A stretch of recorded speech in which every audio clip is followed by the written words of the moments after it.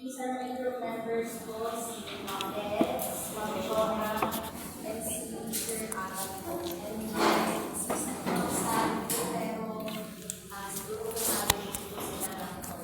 So, the topic that we will discuss is about research ethics and integrity, which will be discussed by me and informed parental consent, Ma'am Chona po, and then si Ma'am Sally po ay for Ma'am Sally, her topic is about institutional review, and then kasama ko po pala sa research ethics and integrity si Sir Alan. For ethics po si Ma'am Eds. So, ito po, before po sila tawagin, so pag-usapan po muna natin si first subtopic, which is about research ethics and integrity. Pero pinanagilan po natin siya si Sir Alan. So, muna tayo sa research ethics.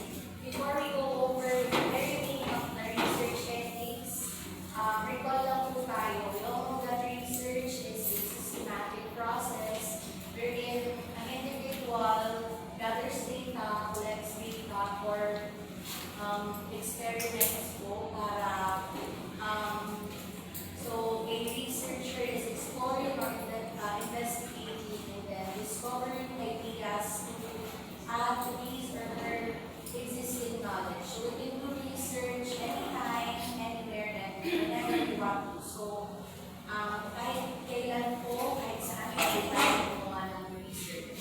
So for ethics naman po, ethics, these are our principles or moral principles that gives us guidance in order for us to make a decision that is right. And then these are norms that we individuals should follow para gumawa po tayo ng tama. So in short, research ethics po, these are the fundamental principles that guides our researchers to conduct their work responsibly and ethically. So with research ethics, yung individual po, they can carry out their research in a respectful manner para po sa welfare and rights po ng ating mga participants, ng po ng mga humans, kasama natin po yung animals, and then the community which will have the benefit for the use ng ating research. So bakit nga po kailangan ng research ethics? Because I mentioned before that we can do research anytime, anywhere, but up to what extent? And then in research, we have common ethical dilemmas which were faced by our researchers. Number one po dyan is conflict of interest. And then under that is personal interest. So it's not, I'll give you an example, it's not a true story, but are you familiar po with the rise of the Planet of the Apes, yung si Caesar? So doon po, yung pong tumayong father ni Caesar was a researcher, a scientist, and in the movie, parang naghanap po sila ng cure for Alzheimer's. Tapos yung ginagamit po nila for experiment, for monkeys, for apes. Tapos because the ethics of the researcher ay hindi po siguro napapaira because of the personal interest dahil po si researcher, his father has Alzheimer's. So, gusto po niya na makahanap ng cure for Alzheimer's. To cut the story short, ayun, meron ng part 4 si Rise of the Planet of the Apes. It's because hindi man po totoo yung story, but it can possibly happen, lalo na kapag yung pong personal interest natin yung palaging gumagana. Doon po sa story, ang nagpapaano na po ng world was the apes. So possible po na mangyari yan if hindi po natin gagamitin sa research ethics or palaging pag-iralin ang ating personal interest. Another common dilemma is the pressure to publish. Kagaya po natin, hindi lang po tayo may masters, but rather meron din po kasi tayo ibang works. Halimbawa po, si Sir nagbigay po ng deadline. So we have the eagerness to pass on time and meet the deadline. So instances, some researchers, minamanipulate na lang yung data. Maging positive po yung data na makolect nila. Because you have the pressure to publish or to submit the requirement, which is the research. So, maiiba na po, maiiba na yung result po ng ating research. Another one is animal welfare. So, another example po is, I think that was 2020, yung commercial po for Save Ralph. Yung bunny po, doon po sa Save Ralph na commercial para it's an advocate for bunnies na doon po sa commercial na ginawa nila, parang sinasabi ko na bunnies have the faith to be used as as for experiments. So, siguro with research ethics, hindi man po siguro maalis, pero pwede siguro mabawasan. So, nandun po yung dilemma because kanino po pa i-experiment itong mga human na gagamitin natin. So, nandoon po si option for animals. But up to what extent po? So, we have research ethics. So, inuuna ko lang po muna na i-discuss ito po ethical dilemmas para after po is maintindihan natin why do we have to have research ethics. So, going back, another common ethical dilemmas is the informed consent because we have participants na minor, we have participants who will be elderly, and then people with disability. And we all know that hindi naman po si participant mismo yung magbibigay ng consent, but rather si guardian, si parent, o yung pong caretaker nila. So, personal example na lang po, before po, when I was in college, my course before was STEM. So, yung participants po namin were guardians of kids with autism. At some point, dumating po na, i-relate na natin si data. It's because some parents were not very vocal to their child's condition. So, dumating po kami sa point na ganun dahil sa bagay po ako nag-aaral. Medyo mahirap po maghanap ng participant na vocal doon po sa condition ng anak nila. Because my research topic is about positive attributes of children with autism. So, mas positive po yung hinahanap mo. They were not vocal for their child's condition. So, mahirap po maghanap ng participant. Pero awa po ng Diyos, hindi naman po namin minanipulate po si data. Napairal pa din namin po yung research ethics namin. Ngayon po na ipasa sa research. So, ayun po, mahirap po makakuha ng consent for these people, yung minor, the elderly, and then people with disabilities. Kasi sometimes, para sa na yung research na yan, so, yung mindset po na yun. And then another ethical dilemma is publication bias. Sabi ko nga po, we have the eagerness to publish a positive output. So, halimbawa po sa research natin, negative po yung results. So, we are hesitant to publish or pass this type of output. So, sometimes research isn't the mindset na kailangan positive yung result na makuha ko hindi negative. So, nagkakaroon po ng publication bias. So, pinamanipulate na lang si data. Another ethical dilemma is research misconduct, which example po yung plagiarism. You all know that plagiarism po is getting the work of others without giving credit to the rightful owner. And then another one is data manipulation, yung kanina ko po mention, because you want to have a positive result. So, dinodoktor, right? So, these are common ethical dilemmas na kahit na pwede naman po natin, hindi man po, hopefully na hindi magawa. So, ito po yung ating ethical considerations in our research. So, informed consent po. In our research, we have to provide all the necessary details na kailangan po malaman ng ating participants para naman po alam nila ano yung pinapasukan nilang research. So, ano po ba yung mga details na kailangan na nandyan sa information na nakakat nila. Funding risk, halimbawa po, sila ba yung pupunta sa inyo? Gastos po pa sila for pamasahe, ganyan po. So, another one is benefits. Para sa time research, ito po yung mag-benefit na itong research na to. And then another is institutional approval of the research. Yun po yung manggagaling doon po sa school or sa institution ninyo na talagang proof na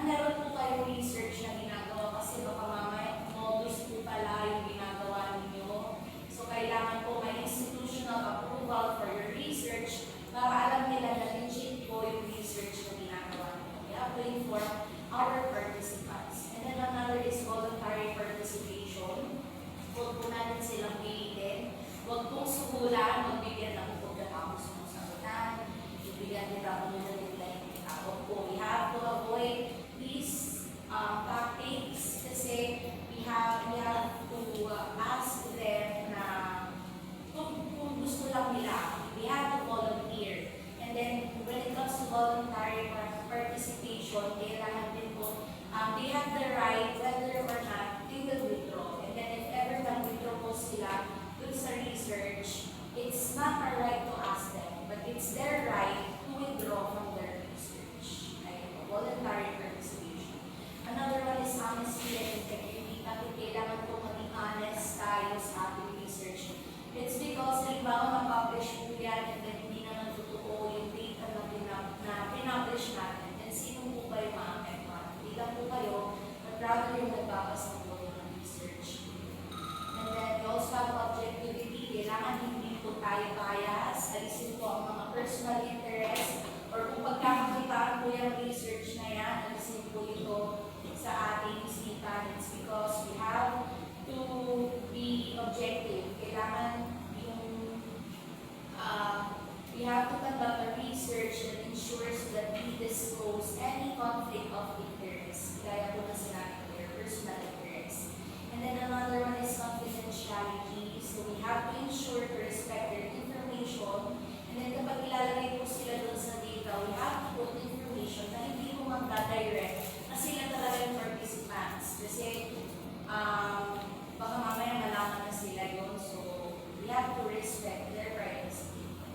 Another one is openness. So huwag pong malamang halimbawa doon po sa data na nakulat ninyo. If marami naman pong magbe-benefit at legit naman po yan, we have to be open.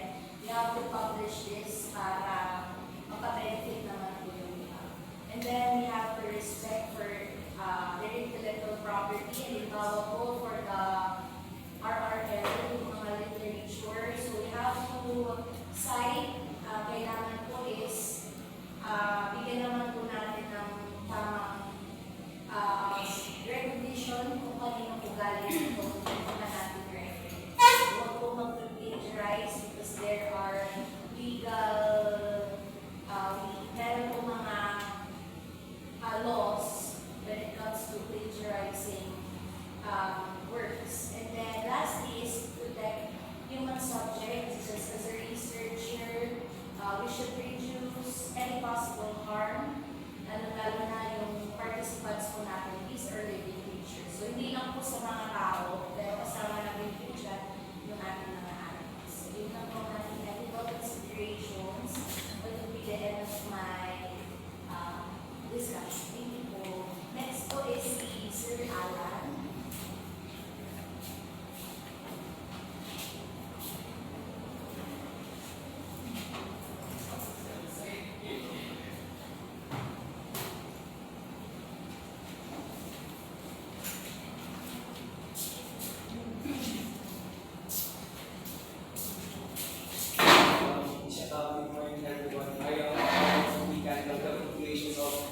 Research ethics na naman-discuss yung research integrity. Sabi nga nyo kanina na yung research daw kahit saan talaga po natin gawin. Tama? Okay. Pwede natin gawin. Okay? Research integrity. Because sa research integrity, it refers to all the factors that underpin those research practice and promote trust and confidence in the research process. Research integrity covers all discipline of researchers and all sector where research is carried out. In short, syempre, from the word research integrity, kailangan lang natin ng trust and reliable sources. Bakit kaya kailangan ng reliable sources? Sabi ng Nemo kanina, tayo lang din po yung kawawa at saka yung mga magbabasa ng ating research kapag na-publish ang mga ito. Okay, ito po yung mga component ng research integrity. First, honesty. Second, transparency. Third, accountability. Fourth, respect and the rigor. First, honesty. Bakit kaya kailangan natin ng honesty?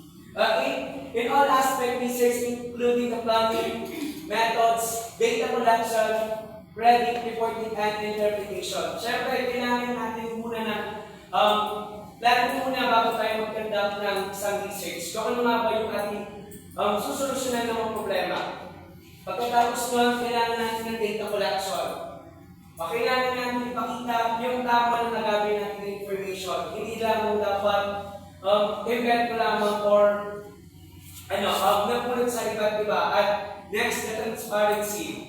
At the reporting full method, publishing all results, sharing data code and materials, declaring content on text. At dito kailangan natin ng transparency, kailangan natin ipakita yung tunay na nag-gather natin ng mga data. Next, the accountability of everyone involved in research, including researcher, institution, funding and bodies, and publisher. Okay, kailangan natin, sabi nga, accountability. Kung ano naman po yung problem doon sa ating research, kailangan natin solusyonan ito. Next, respect. For everyone and everything involved in research, including colleagues, other researcher, participants, animals, and thus the environment. Siyempre, kapag kukuha po tayo ng mga information, kailangan po natin silang ilagay po doon para iwasan po yung plagiarism. Next, the framework in line with disciplinary norms, including appropriate methods, following protocols, interpreting data, drawing conclusion, displaying result. Dito po, sa report naman po, kailangan po natin ipakita yung nakalat natin mga datos sa pagpapalit po ng ating mga survey po. Ma'am, yun lang po. Thank you.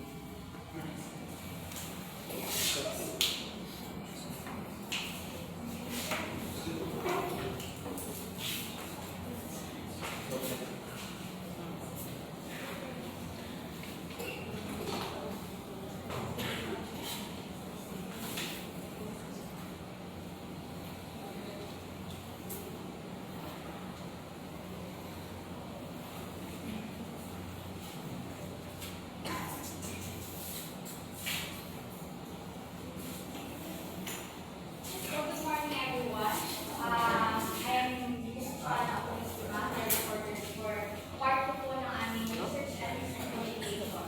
So, lahat po ang aming discuss is all about the informed or parental consent. Before that, ano po ba ang communication? So, communication comes from the Latin word communicare, which means to share or to make common. So, dito po sa ating research, we have to inform the institution, katulad po na sinabi ni Ma'am Norley, Crane, na kailangan po natin i-inform yung mga institution doon sa particular na community ng ating participants.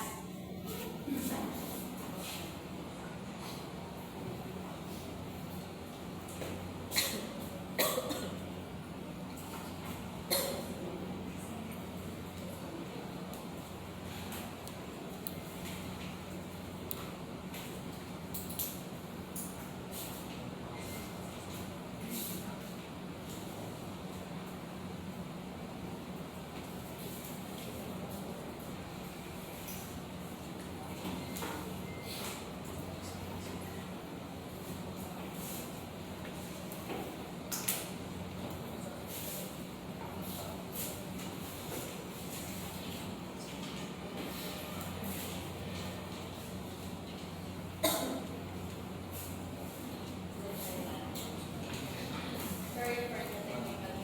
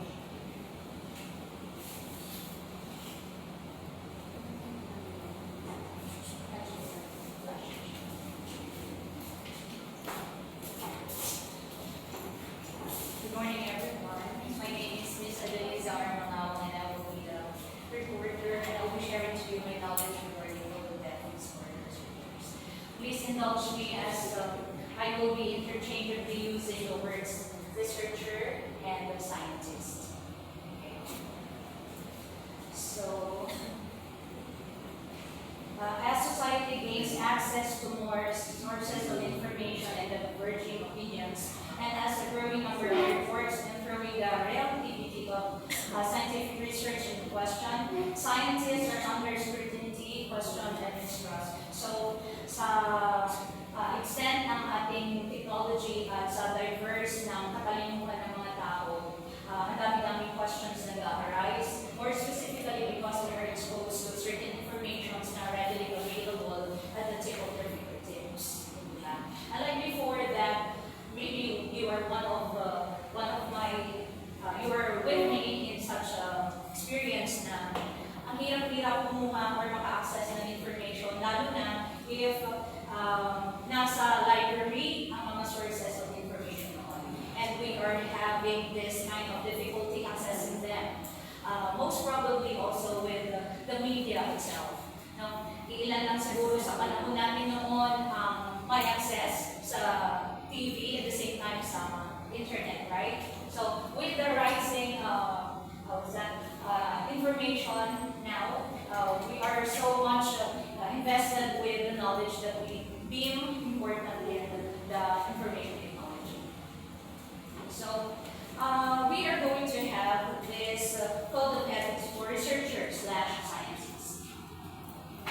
So the code of ethics that we're talking about seeks to safeguard these high standards, and this concerns the behaviors and practices of more so the people who are concerned with technology and some of the questions that undergoing with the questions of humankind. So many examples exist, but so far, no code of conduct or ethics that is interdisciplinary and global in its perspective has achieved universal acceptance. So we're talking about code of ethics in a certain kind of discipline. Say for instance, yung discipline ng psychology.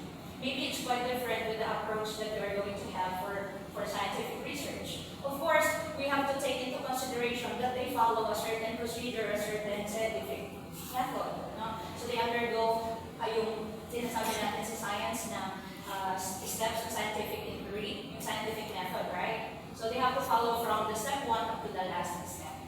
So need not randomly follow it. The Universal Code of Ethics is the result of the extensive reflections and consultations with researchers and ethicists.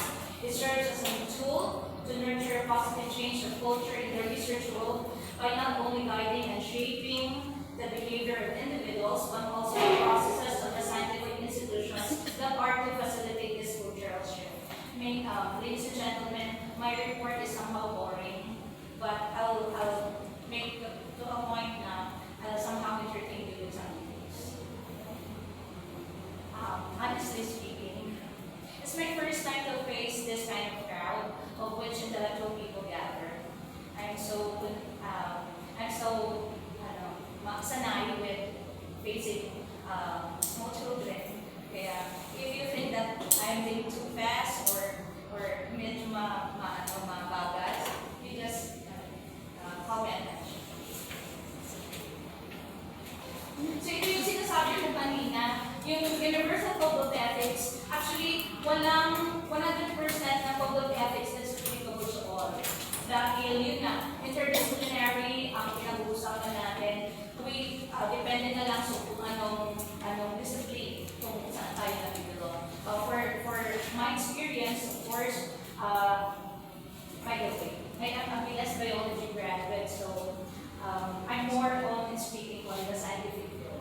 So indulge me also, pagdamutan nyo na lang ako na when I somehow talk about something, it's more on scientific basis or scientific field. But I'll try my best na somehow touch what the educational prospect or your fields or some sort of psychology or sociology.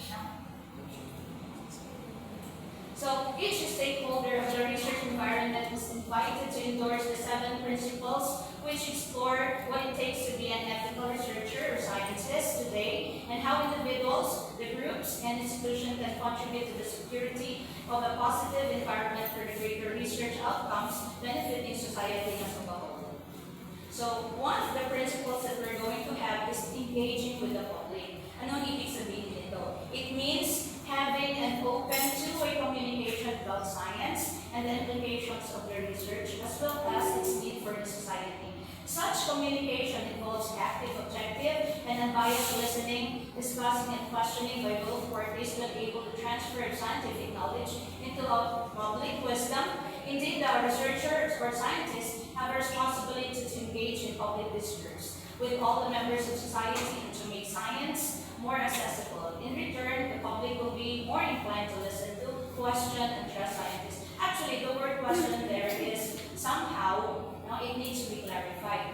Sometimes we often are faced with such questioning. Ibig sabihin, hindi natin pwede question or hindi natin pinamaliit yung knowledge or yung contribution ng mga scientists. But we intend to clarify more or somehow ask in the true objectivity of the question. It's not to question or belittle, but to ask for further information. Siguro aware naman tayo sa nangyayari sa hearing, syempre, those people on the committee, we are being represented by them. So we are not to ask those people for being questioned, but they represent us. Yung mga tanong siguro ng mga senador, somehow our questions too. So it's for the public to know. So ganun din ang research. It's for the public to know what are these researches for. Another principle of ethics is pursuing the truth. So it means following the research where it leads rather than confirming an already formed opinion. Parang yung typical na meron na yung dating study, why is there a need for you to come up with another study that has to parang validate or replicate the study. So we go away with the idea na yung research na yun or yung result ng study na yun ay questionable. But then we intend to find or validate yung research na yun or yung findings or outcomes ng research na yun. So this is particularly challenging but necessary with questioning current beliefs. Parang ganito. Sa panahon ngayon, yung dating study parang hindi na applicable. Why? Because there are changing trends. Diba? Hindi na uso ngayon. So why not incorporate a certain research that has to validate the usefulness or the purpose of the old study and have it useful pa ba sa panahon ngayon? Right? If we are going back to the old days, if we are going to have it's a Bible, as the ancient Bible. If you are deemed to have may nagawa kang mali, what will be the perception of the people to punish you? And dati, diba? You are going to be stoned to death. Somehow, pag naglalagad ka, hindi ka na nila binibigyan ng fair trial. But is that applicable today? Of course not. We have the right, ano ba yung tawag doon? Yung human rights violation. So if we are going to do such thing, maybe it's a violation of human rights. Baka di ba? Magkakaroon ka ng mas makakalimutan. So will stoning of a certain crime still be punishable with this generation? Of course not. Kung ibabalik natin siguro yung time of punishment na gano'n, maybe papasyonin na tayo. Tama? And before, syempre, kung noon nauso na ang fair trial na may husgado, hello, we're not yet educated by all. Tama? The discovered truth must be confirmed and verified by our peers, which requires requires transparency and reproducibility in all steps of the research and publication. The methods used by providing access to ProPG. Another principle to consider for the codes of ethics, we have minimizing harm, which means that the research inevitably carries some risk, and while it may be possible to eliminate it, researchers can minimize harm to science, to others, to the environment, and to the society and to themselves. Despite the risk, however, society awards scientists or researchers extraordinary privileges to pursue research, and thus they have a duty to safeguard society against excess risk by taking steps to foresee, acknowledge, and prevent harmful investigation. Okay. Maybe you're familiar with this. Noong i-introduce yung Taiwan snail, alam niyo yung mga lalaking tungkol? Golden snail. Parang ako na lang yata. Diba? Parang the initial objectivity or the objective of that is to help. No? Yung mabawasan yung mga insekto or basta yung makatulong sa mga tao. But then when it was introduced to us, hindi siya naging help. Actually, it was master, naging peste. Okay, so somehow, we have to take into consideration yung long-time effect ng bagay na i-introduce natin. Diba? Some may say na ang potential na use niya as of the moment, maganda. Pero in the long term, hindi pa naman maganda. Right? Do you get my point? Yes. So you minimize harm. The same also with such an but me, I feel the comfortability that I get from using such coolers, air coolers. But somehow, if we're going to extend more and more on the negative effects of using such, because this uses refrigerants, CFCs, so nakaka-contribute tayo. But still, we are up to the use of its parang goodness and advantage to us. Pero in the long run, makikita natin yung difference pa rin. The same is true. Pasensya na po. If you are into the use of solar cells, yung mga yung solar panels. Yeah, makakagipit tayo sa kuryente. Do you agree with me? But then, would you not ask that there will be a long-term effect of the garbage disposal? Paano pag hindi na siya magamit? Why? Because sometimes we will see into consideration also that may warranty period, may life span, ending pa rin yan. So where are we going to dispose all? So you try to go over it, take a step back, and see what has been the harm that's going to be us in the long run. Para tayo din ulit. I'm a parent of a 10-year-old child. Diba? We are used to, nagagalit tayo, pinag-guardian natin yung mga anak natin sa pag-aaral. But then, ano ang long-term effect mo? Doon sa bata. Diba? Uy, hindi na ako nagsa-science, nag-ano na rin ako sa household.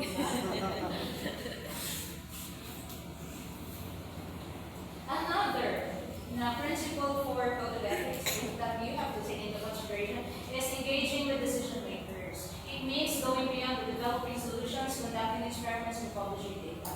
Okay, hindi mo ano ba ginagawa ng maraming congressmen, kung ano nang law ang pinapasa, tayo din, mga research. Kung hindi natin i-voice out sa mga kinakutsutunan. Diba?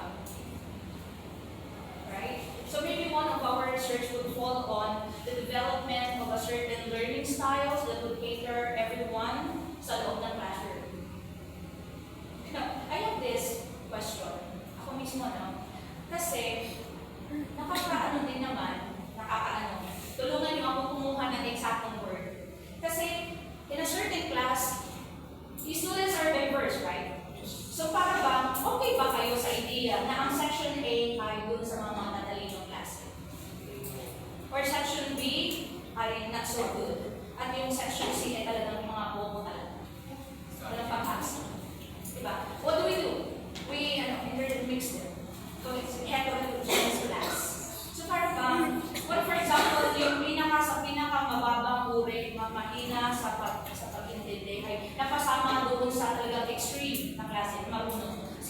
extreme na marunong and not so marunong. Paano kaya tayo as teachers? We are to cater everyone's needs, di ba? We are to prepare lessons that's suited for everyone. Pero paano pag halimbawa, half of the class already have mission accomplished na sila. And yet, here's this another set of students na medyo mahina. Pagod ka na teacher, ka ulit ng another set of work or activities catering the not so good, not so fast. Yung mga low-phase students. Diba? So, where do we go from there na lahat ng mga estudyante, yun na nakuha ka mo, nabigyan mo sila ng 100% of all your efforts. Talagang definitely at the back of your mind, kawawa naman yung turismo. Kung pwede lang uwian mo kayo yung parang bigyan mo ng extra time na bumahan sa bahay. Pero hello, may love life ka rin. Diba? Sure, are we okay po?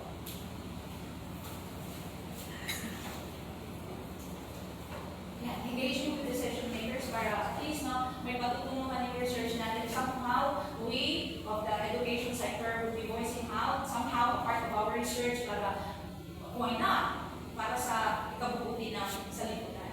Especially teachers and students.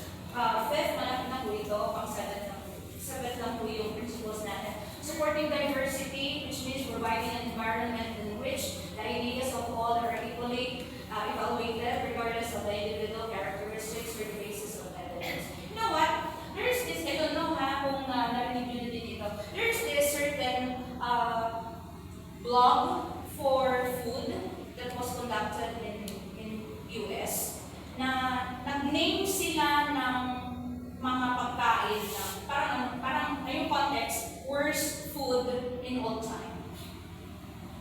And one of the delicacies or food that we have in the Philippines na discriminate, parang nabigyan ng negative na review ay ang pinitikan of the Cordillera region. You were aware of pinitikan, right? You came from Baguio. Parang anong right nila para sabihin na ang pinitikan ay awful? The word there is awful. Who are there to judge? They're just bloggers. They're not a group or entity na they represent all na intelligence or wisdom. Sino sila para i-judge yung pinitikan natin? Actually, it was heard. Though I'm not in Cordillera. Pero diba, we should have a consciousness or awareness of tradition, of cultural identity. So, who are they? Anyway, they're bloggers lang. Pero yun na lang, they are to influence others. Diba? Na parang kung dumadami yung followers nila, it is as if telling us they're of generality. Parang bang sila ay universal na kasi ang dami ng followers nila. Somehow, influencing others na, ay, Pilipitan pala ng Pilipinas, yung. Pero to us, may cultural identity yun. Tatak ng Cordillera yun, di ba? So pag Cordillera ito, kumakain ka ng Pilipitan, therefore you're also awful. You get me? So we should support diversity. Regardless of yung skin color, yung culture, yung religion, yung gender, and so on and so forth. The sixth one is, one principle of ethics is being a mentor. It means trusting and empowering less experienced researchers, especially during the early stage of their careers, to help them reach their professional goals and realize their full potential. This one. The last but not the least is being accountable. It means taking responsibility for one's actions when carrying out research and raising a red flag if one's commitments are at risk, taking corrective steps to necessary. Scientists or researchers have a moral but also financial responsibility to answer questions raised by society, a core founder of the research. Now, if, for example, your research has been funded, like for example, isa kang researcher ng AOSC or ng DOH or a certain agency na napupondohan, you're answerable to what result are you going to give as an outcome. So maybe if you are going to be granted with such scholarship or with such fund, makabang-kabang paperwork ang pagdadaanan.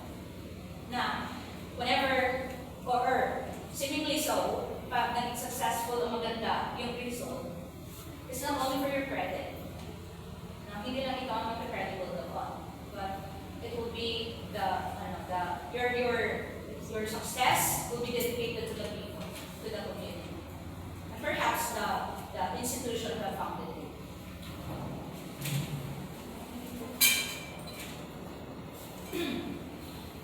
Actually, I was having second thoughts also on this, that I have asked Ma'am Krill, pero hindi yata nabasa ni Ma'am Krill yung message. I have a question of, yung code of ethics or research ethics na si Ma'am Krill na-discuss na niya, parang pakapyaw na niyang na-discuss. But it indulge me also that I'm going to include code ethics of research, which are marami. 2, 4, 6, 8, 10, 12, 14, 16. So, fast-paced na lang po tayo para to give time also for the next workers. So, the codes of ethics in research, ma'am, parang nabasa ko honesty na. Honesty, it means to be honest for the data, the research methods and procedures, the publication status. It means do not fabricate, falsify, or misinterpret data. So, kung ano man yun, do not change whatever data you have come up with. Okay. Also, objectivity, it strives to avoid bias in experimental design, data analysis, data interpretation, peer review, personal decisions, and grant writing, expert testimony, and other research aspects.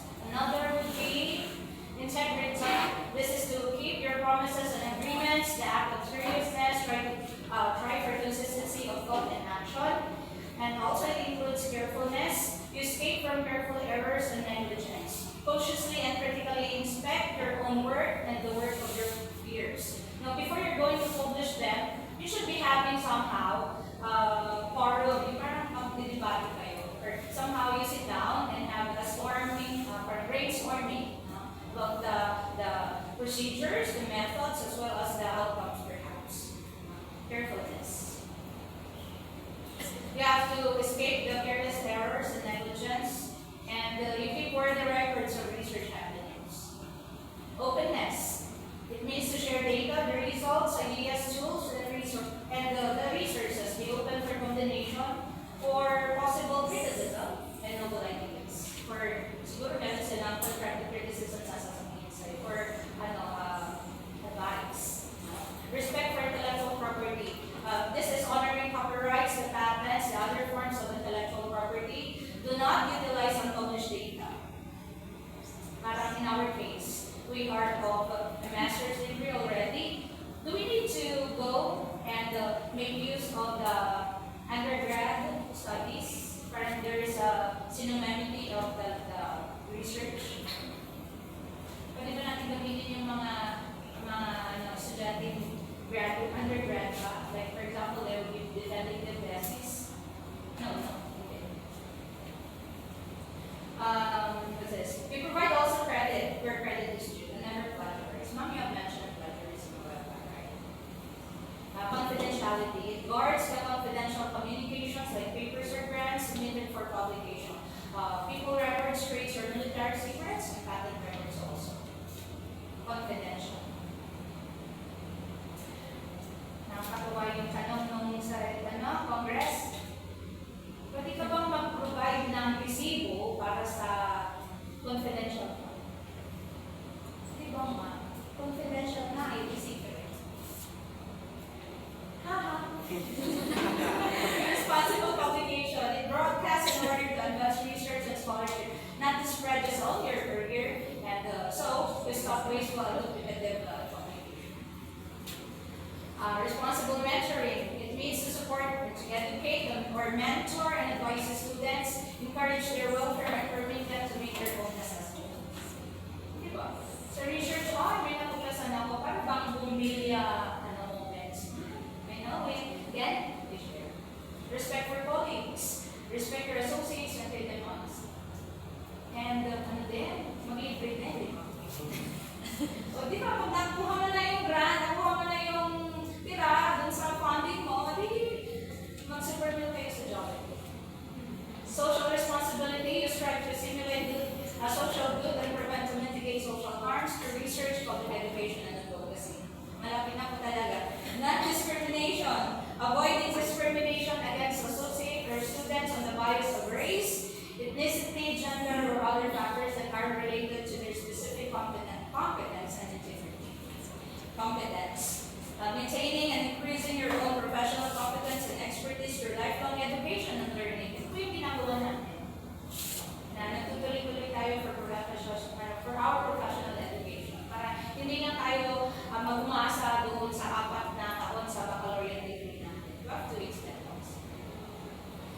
legality also, know and obey rules and regulations of the institution and governmental policies.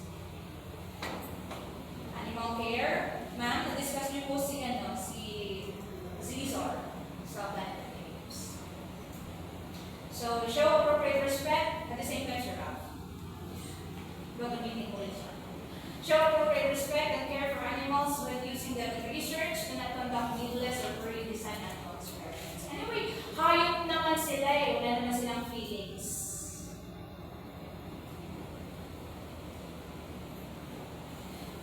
Don't they have rights? Yun lang nga say, hindi sila makapagsabi, diba, ng feelings nila. You know, when I was in high school, nung biology natin, go here to experiment with a frog, right? Nagdadalisect ng frogs. Pero, have you ever uttered a prayer before the frog ends his life? Yung minutsakan nyo, yung katawan nila openly, and then you observe how the lungs expanded and constricted. Sino sa inyo nag-utter ng prayer na kumanta sana sa langit, yung panakan? Human subjects protection. At naalala ko lang yung nag-came across sa notification ko. Yung mga personality, well-known personality abroad na nag-blog or nagsasay na yung tinanin nila yung mga Filipina. Like for example, we do not test our makeups on animals. We just use the Filipinas. It's very dehumanizing. Also, pag hayop, they animalizing. Next. No.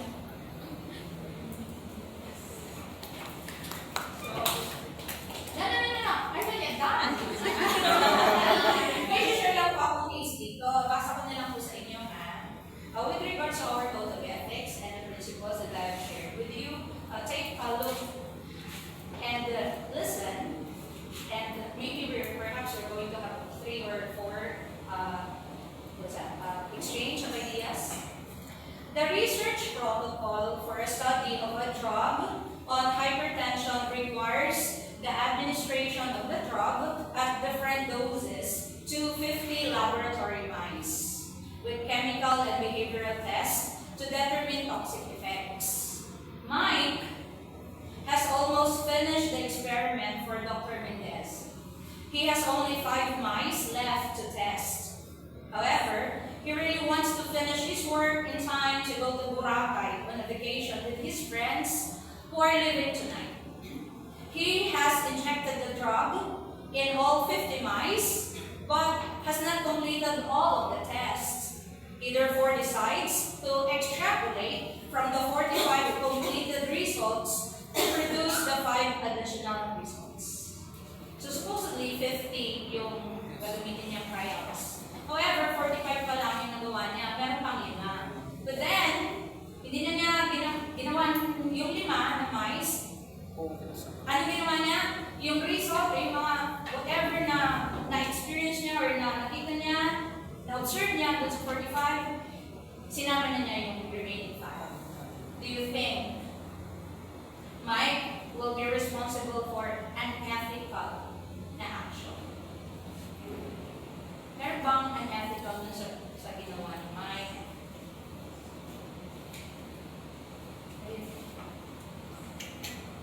Will he be regarded with a research misconduct? Or okay lang ba yun? Hindi okay lang. No, minsan there are somehow, in our little ways, posibleng ginagawa natin. Dahil, sige lang, utugan natin siya. Diba? Pag reading, ano yung ginagawa sa reading assessment? Pag medyo tanghali na, gutom na. Gano'n. Pag kahit hindi niya nabasa ng mabuti. Di ba? Kahit yung mga talagang identified words, mga may underlying words, hindi nabasa. Still perfect lang natin. Kapag may tita, di ba, kilala ko sa tita mo? Di ba? Classmate kami sa college. Very good yung tita. So dapat very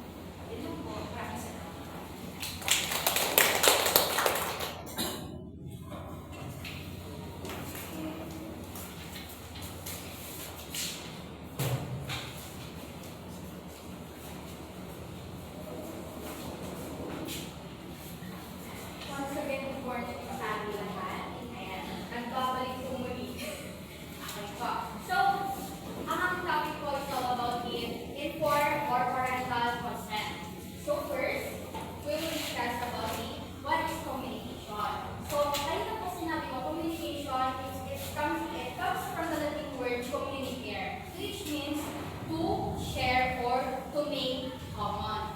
Now, when it comes to conducting a research, kailangan po natin i-inform ang isang institution or isang company, and isang community, I mean, na kung saan magkakandak po tayo ng research, na kung saan magkakandak po tayo ng survey na kailangan po natin ng participants. And ang target participants po natin is within the community. Now, informed consent, it is a process of communication between the researcher and the potential participant. And it is a cornerstone of ethical research involving human subject and is intended to protect the rights and welfare of the participants. Dito po sa informed consent, from the word inform, nandiyan po nakatibat yung i-inform nyo po yung participants, yung potential participants nyo po sa research kung ano po ba yung study na gagawin ninyo. Now, meron po tayong different types of informed consent. Una po dyan, syempre po, written consent. Yan po yung pinaka-formal or most commonly used when it comes to consent. Pen and paper po, which means kailangan po may proof po tayo na sila po ay voluntarily na sasagot po ng ating survey or makikipag-participate po sila sa study na gagawin po natin. Now, question po, paano po kapag hindi po sila nakakaintindi or sabihin na natin illiterate po sila? And most commonly po, ang ginagamit po natin dyan is the second one na type po ng consent, which is the oral consent. Dito naman po sa oral consent, di ba nga po kasi illiterate po sila or hindi po nakakaintindi yung participant natin. Kasi some other people po, hindi po nakapagtapos, hindi po nakapag-grade 1, hindi po nakapag-aral. So yung mga target po natin na participant, other than written consent, meron po tayong other type like oral consent, which means oral, sasabihin po natin, tayo po mismo magpapaliwanag sa kanila kung ano po ba yung gagawin natin na study. I-explain po natin yung purpose, yung mga methods, yung procedure, para saan po ba yung study natin. And pag sinabi naman natin oral consent, doon po mas maiintindihan nila kapag ang ginamit yung language is yung maiintindihan nila like Filipino or kung ano yung dialect nila sa community nila. And other types pa po is the implied consent. Pag sinabi po natin implied consent, ito po yung wala po silang sinabing yes, hindi po sila nakapag-written consent na agreeing na nag-agree po sila na makikipag-participate po sila. Now, meron pong invitation na kung saan nagbigay na invitation na magkakanta ka ng study dito sa lugar na to. Pumunta po yung taong yun sa lugar na yun. Now, yung sinasabi po natin implied consent, once na pumunta po yung taong yun, yun na po ibig sabihin na nag-a-agree po siya na isa po siya magiging participant ng study nyo or makikipag-participate po siya doon sa research na gagawin ninyo. Yun po yung implied consent na sinasabi po natin. Other type po is the opt-out consent. Pag sinabi po natin opt-out consent, ito po yung automatically kasama na po kayo sa study or participants na po kayo sa research na ginagawa po ng researcher. Now, pag sinabi po natin opt-out consent, meaning meron po kayong tinatawag na decision or voluntarily na pwede po kayong mag-exit. Kaya nga po sinabing opt-out, automatically kasi belong lang po kayo. For example, dito po sa Dagupan, target po Dagupan na citizens or Dagupan people. Ngayon po, automatically nandun na po kayo, target na po kayo. Now,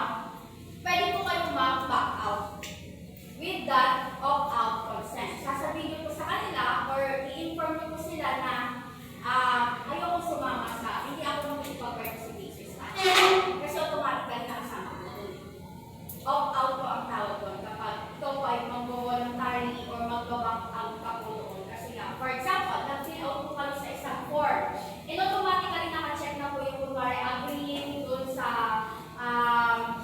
policy and something like that doon sa baba naka-check na po yun. Now, di ba naka-automatically check yun? It's up to you kung i-uncheck nyo yun na ikaw ay hindi nag-agree po. Then you can submit that form. Just like kapag for example, nung nagkaroon tayo ng midterm exam online, sabi niya doon, send me a copy of response. For example, naka-check na po yun, automatically. Ibig sabihin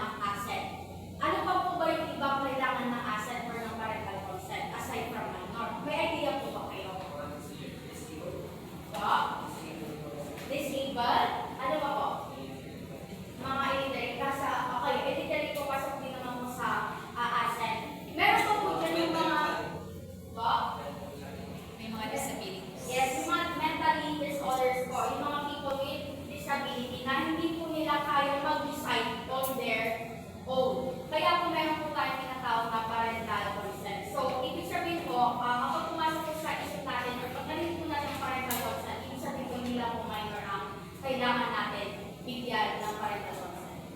Well, meron din po dapat natin bigyan yung mga incapacitated na mga bata na hindi po sila makapag-decide on their own.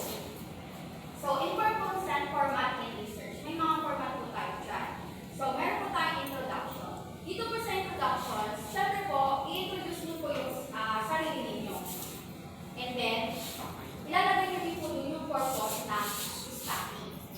Next po natin is the study overview. Dito na po, ibibigay nyo po yung methods, yung title ng inyong study. Diyan po, study overview po. Next po is the procedure.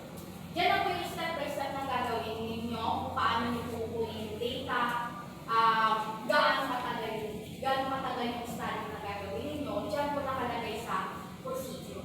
Next is the risk and benefits. Kailangan po natin i-inform ang ating participants or mga respondents kung ano po ba yung mga risks and at the same time yung benefits na makukuha nila with the response na gagawin nila, with the participation na ginagawa nila or yung sa study natin na makikipag-participate sila. And then, kailangan din po natin i-ensure ang confidentiality and privacy po ng mga participants natin. Katulad na po ng sabi ng mga kasamahan ko, hindi po basta-basta binibigay yan sa public. Kaya nga po tayo nagkaroon ng research ethics na pasan nakalagay po doon yung confidentiality and privacy po ng ating mga respondents or ng ating mga participants. Next po, voluntary participation. Again, huwag po natin sa pilitang hikayatin or sabutan ko na to, bilis, kailangan ko na. No, kailangan voluntary po nila gawin din yun. Huwag po natin ipilit kung ayaw. Okay po? So next po natin is compensation incentives. Diyan po yung sinabi ni Ma'am Eds po, na kung saan po may natira sa funds, so you treat them if just yung may matitira lang sa funds. Pero yung susuhulan mo, no, hindi ko yung pwede. Kasi parang nagkakaroon na ng population na doon na ganun kung isa mo bibigyan ko sa doon. Pangit po yun. Hindi po yun ethical. Unethical na po yun. So, contact information. Doon po sa information na gagawin ninyo, dapat meron po tayong contact information. Just in case na may question po yung participants natin, alam po nila kung sino po kontakin nila. Ano pa po yung mga question nila na, for example, hindi lang nila naaalala ngayon or hindi nila naisip, then after a while, nung tapos sila mag-fill out ng data or ng mga questionnaire, saka po nila, paano kaya yun? Kapag may tanong sila, nandun na po sa informed consent, makikita na po nila yung information natin, yung contact information natin, just in case may tanong pa po sila, may inquiries pa po sila. So next is the signature. Siyempre, hindi naman po natin matatawag na formal ang isang consent kung wala po silang signature. When it comes to written consent. Okay po? Any more question po? May question po ba tayo? Before we tackle the next. Wala po. So, reasons why informed consent is important in research. Number one is protection of participants' rights. Kailangan po natin protection. Sabi ko ako sa inyo kanina, sabi ko lang po yung aking mga kasama, kailangan po may confidentiality. Hindi po natin basta-basta ang binibigay ang information ng ating mga respondents. At dapat po, ini-inform din po natin yung participants natin kung ano po yung rights nila. Hindi po natin pinigil. Dapat po binibigay po natin yung rights nila. Okay, so next is the ethical responsibilities, which na-discuss na rin naman before. Next is the legality. Na-discuss na rin po ni Ma'am Eds kanina, the legality. Ito po yung mga laws or mga kailangan po natin kumbaga sundin ng mga policies when it comes to the government or dun sa institution na pinagaganapan natin ng study or ng research. Next is the task. Siyempre, dapat kapag makikikaya ka ng respondents mo within a community, you must build first the trust. Tiwala. Kasi hindi naman pwede yung participants mo, sige mag-fill out ako. Without the trust. Without na yung tiwala na dinay nila sa inyo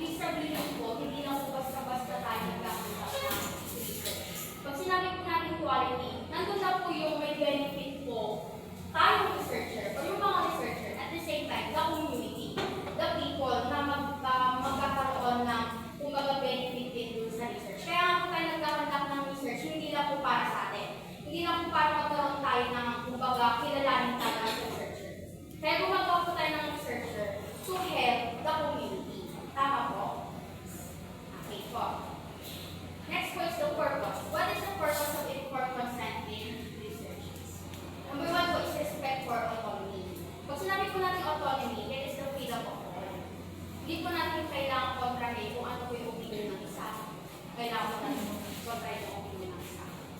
It is the freedom of all participants. Next, protection of participants. Ulit lang po yan. Transparency. Of course, pag gumagawa tayo ng research, hindi naman natin ibigyan. Kailangan transparent po tayo sa ating mga respondents and to all these community nating target. At least over globally, okay lang transparency. Para makita nila na may ginagawa tayong research at totoo yung research natin. Hindi lang gawa pa. May mga basis po tayo, may mga proofs po tayo na kung saan nandun po yung outcome ng ating research. Next is the legal and ethical requirements which my group mates discussed a while ago. Now, what is the advantages of informed consent in research? Katulad ko sinabi ko kanina, protecting participants mo po. Next natin, promoting transparency and trust. Next, reducing the risk of harm. Kaya po dun po sa ating format ng ating informed consent, nandun po yung risks and benefits. Nakalagay po doon para inform po yung ating mga participants. Next is the ensuring ethical standards are met. Katulad nga po ng example nila, dapat hindi po natin dinadaya yung data ng meron tayo. So ito po yung example ng informed consent research. From online research from Manila. Ito po ang example ng informed consent in the research. Any questions? Wala po ba? Let's see. Dito po nag-end na. Thank you po.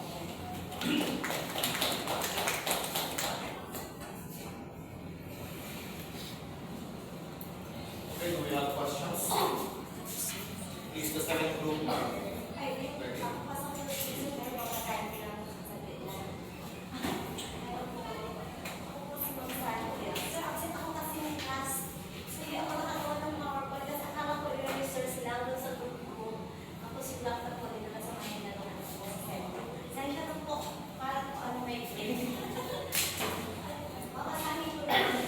Kasi yung report ko, masyado mahirap, institutional review. Wala akong ka-idea, sir. Parang first time kong nangit yung word na ito kama course. Nag-research kami sa Google. Ma'am, clear, thank you. Kasi nakalimutan ko naging super busy po. Pasensya na po ng PowerPoint.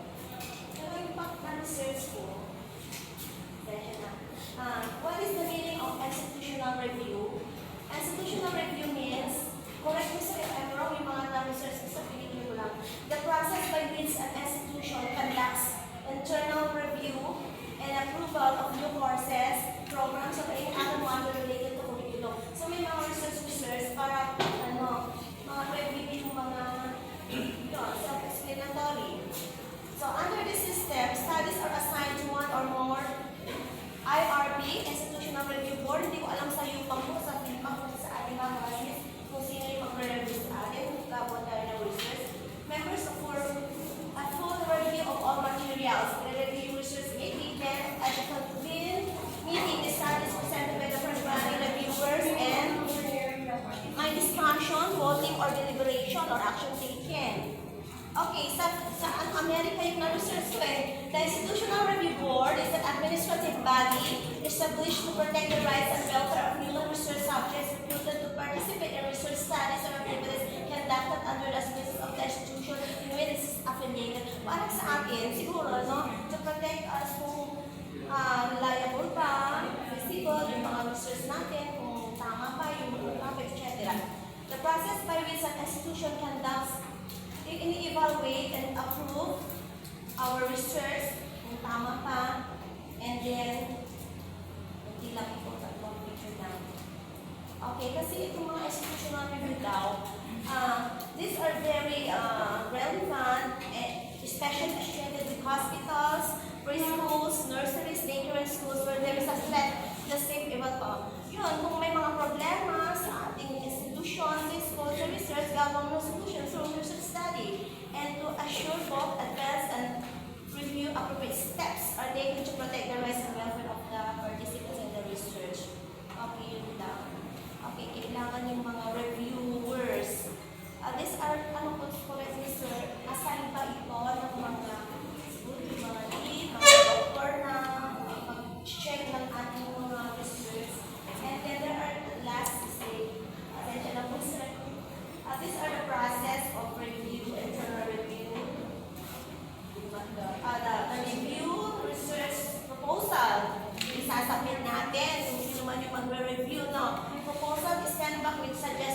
challenges, and the proposal is approved. You have to conduct your study as planned, and then sometimes the proposal is denied, and then the research is revised and resubmitted for review. Yun, yung institutional reviews kung ano yung mga code of ethics to protect our rights, etc. Tama ba, sir? Pasensya na po. Thank you very much. Is the chair group ready? The witnesses approaches? Not ready? Okay. Let us have a 10-minute break. I will have to get a projector. Kasi kailangan na projector. So, 10-minute break.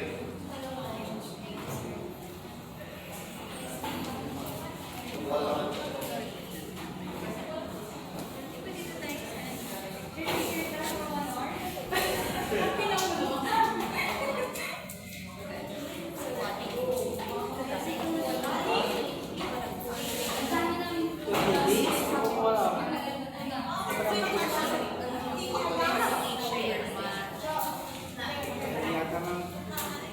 Ay, kailangan saksakan yung this one. Opo. Opo.